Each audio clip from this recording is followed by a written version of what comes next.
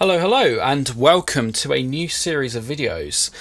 So I've decided that I'm going to be doing a series where I'd kind of just travel around and share my travels and narrate over the top of it. I've wanted to do this for a while, where I kind of branch out and show different things that I'm passionate about and that I'm interested in. Forgive me if this video is pretty random and jumps from quite random subjects. I just like to kind of share all the different things that I see. And yeah, I really hope that you enjoy. I hope this video is relaxing. And yeah. So here's Hastings Pier, which is a slightly sorry state of affairs. Essentially, Hastings Pier is one of the most beautiful piers of all time, but pretty much all the buildings burnt down in 2010 due to an arson attack. They have rebuilt the pier and, fixed the structure and put decking down, but unfortunately it's just really featureless. It's just a featureless plank, which is a very bittersweet thing because, at the end of the day, you can still walk out on the pier and get that magical experience of the sea air and the freshness that you get on a pier, but it's just lost so many of its historic relics. It's a bit of a sad thing, really. Very, very bittersweet experience going on Hastings Pier, but not only do I love this structure for the history and the interest that I have in seaside architecture and piers, but also this is one of the most important music venues of all time, at least one of the most important British music venues of all time.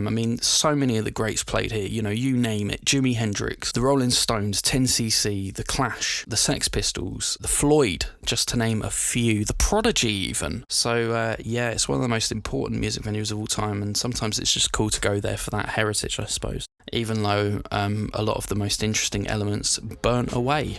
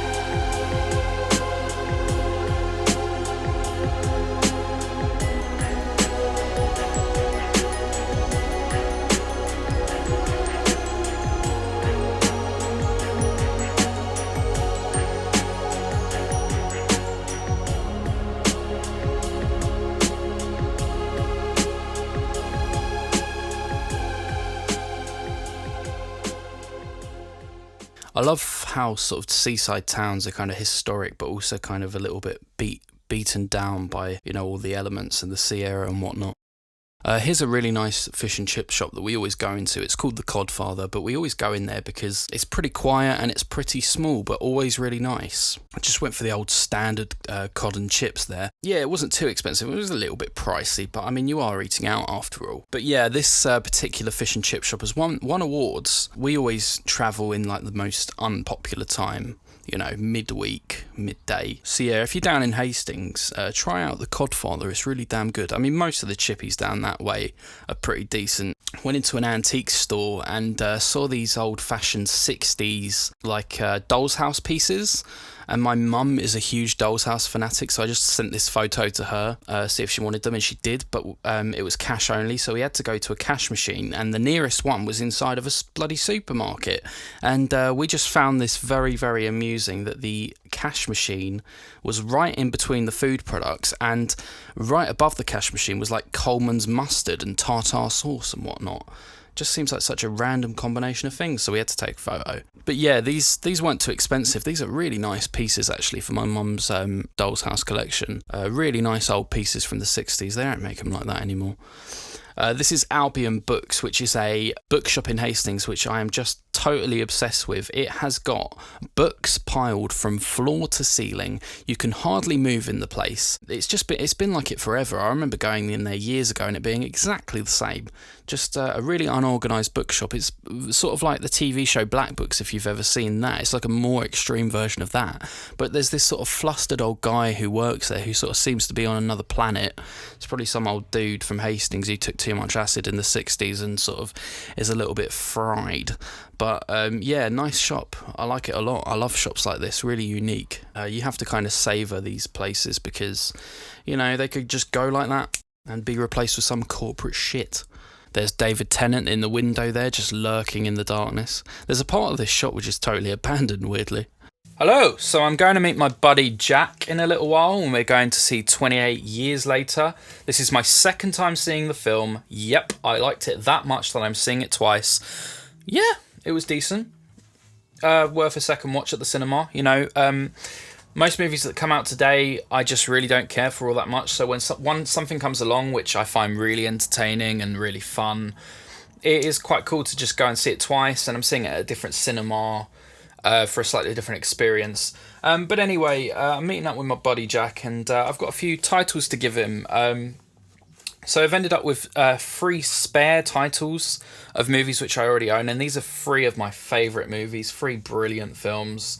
Sometimes when you go around the charity shops, you do see these movies on DVD, and even if you've already got them on Blu-ray or 4K, it's actually quite fun to pick them up and just give them to your mates, you know, just share the love, give them to your friends so that they can experience this film. And yeah, so these are 3 movies which I've been speaking to Jack about and that I fully recommend to him. But the cool thing is that I've got all 3 of these movies on 4K, and they've all got totally different artwork to the DVD version that I'm giving Jack. So the first movie I'm giving him is Blowout with John Travolta. I was kind of amazed to find this in the charity shop because I've been pretty obsessed with the film as of late. But I've got the Criterion version of it on 4K, so pleased to give him a copy of that. Yeah, this is an old MGM DVD release for the movie. Really nice. And this one is... These next 2 have got really, really good packaging. Really good packaging for DVDs.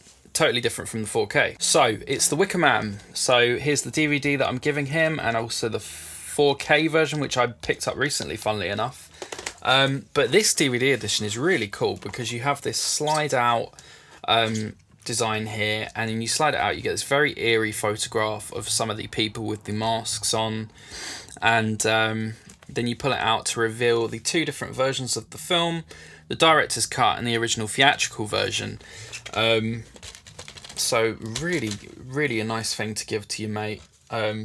Yeah, I really hope that he enjoys this. He's never seen the film before. He's only been aware of the sort of famously silly version of the film with what was his name? Nicolas Cage. There's that really stupid version with the bees. And he's never seen this absolute cult, you know, folk horror classic So he's got to see this. He's just got to see it. Yeah, I really, really like the packaging on this. It's actually really eerie. And I think he might like it because he has some of the same film tastes as me. And he's a big fan of the Texas Chainsaw Massacre, which is very low budget. And obviously you can't compare it, but that's one of his favourite horror films, so he might like this. And finally, I'm giving him a DVD copy, which I just found, of Henry Portrait of a Serial Killer. Here's my 4K version. This comes in a really nice package. I don't think I've very commonly seen DVDs in this style case, but it's got a cardboard, sort of a thick cardboard case. You pull it out and you get like a DVD digipack glued on the inside of the cardboard case. Really nice stuff. And I watched this because I was curious about the video quality of it. And man, the video looks so good for DVD. And this is coming from someone that owns the 4K. The DVD, this is a really good looking DVD. Some DVDs look awful, like especially newer stuff put on DVD. It just looks horrible. But this, you know, it's not HD. It's not like really sharp, but it looks really good. It's got duller colours than the 4K, of course. So yeah, really pleased to give him this. This is a very sort of dark 80s horror film about a serial killer, and a bunch of other stuff goes down. It's pretty low budget. It was the debut film of John McNaughton. He's not Freddy, he's not Jason, he's real. So yeah, I'm going to head out pretty soon. I'm going to give him these titles. Yeah, might film some of it. We'll see. And yeah, let's go. It's like a giant, shameless Oasis shrine. Guns N' Roses and Beetlejuice. Well, yeah, at the top. But like, you've got Oasis book, Oasis magazine, Oasis cups with the lyrics. That's quite cool, that one. But then like, Oasis pin badge set. How much is that? 24. Yeah, no thanks. I've already got the album. Okay, so here's the titles that I ended up giving to Jack. Just shoved them all in my bag. And I also gave him a Blu-ray copy of Kick-Ass there. So I picked up a copy of Speak No Evil for £10 from HMV with James McAvoy. That was a great movie.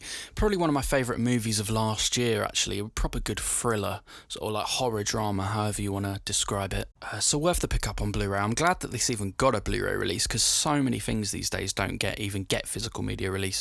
A bit of a shining pastiche on the back there. And unfortunately, this was one of those recycle cases where it's got like bits missing out of the case. This guy would be furious. So yeah, I'll replace that case when I can, because it's not proper protection for the disc.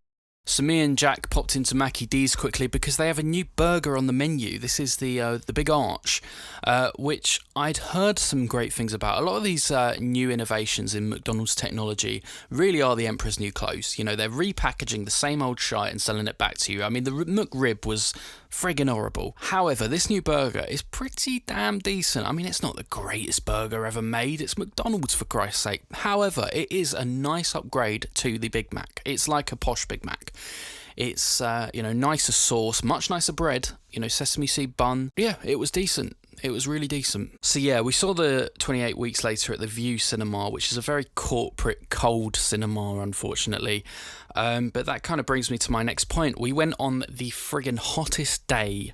Like, this summer has been so hot, it's ridiculous. And it was sweltered. We came out of the shopping centre where it was nice and air conditioned, and it was like, whoa, like so bloody hot. It overwhelmed us. However, this was the perfect day to go into the Corporate View Cinema because the air conditioning is something else in there. If you want to really escape out of this heat for a couple of hours, I recommend going to a View Cinema. And because this cinema is underground, it just gets you totally out of the heat. We were going down the escalator and just feeling the heat disappear. So I took a little bit of footage of the screen. We went on like a Monday afternoon, which is the perfect time to go to the cinema because it is dead.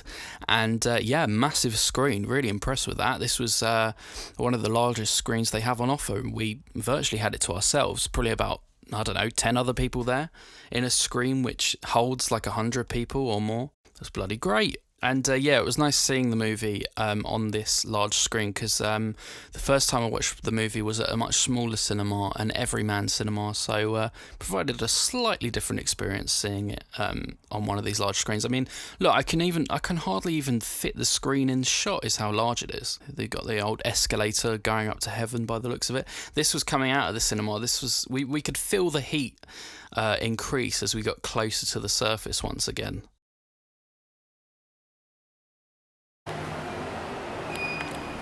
I'm filming it as if it's an interesting thing to film. Oh, I was so worried that someone was going to get out. It's just, the fuck are you doing? Nice bit of graffiti. Going down.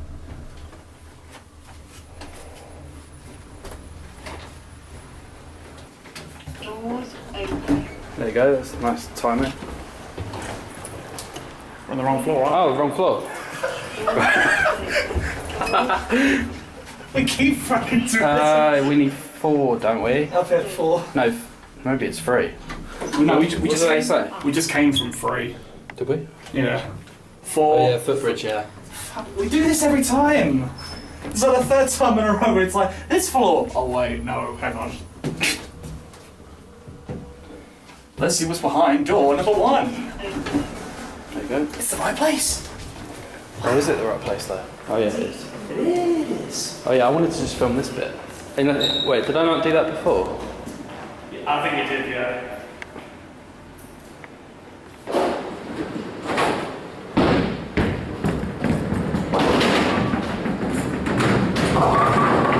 Lost the magic.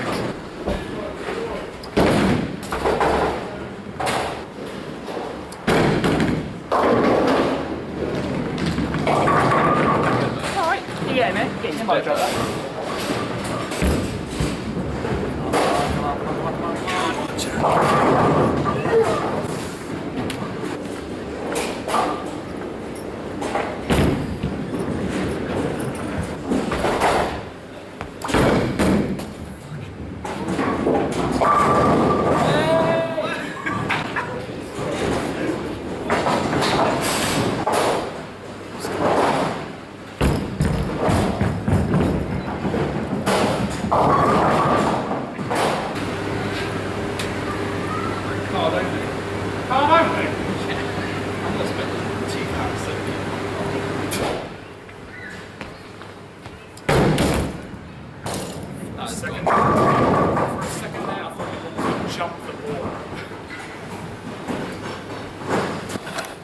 Yeah, that's a good one. That's quite a cool shot. Show them about the border blocking it. Oh, hang on, wait. There you go. Alright, done.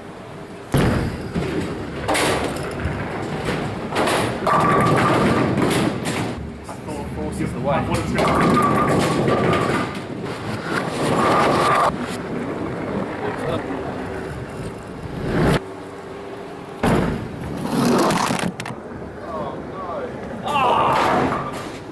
Wow, he didn't miss anything. There you go, that's alright. That's quite a good shot. Hey. It's just like really... That's just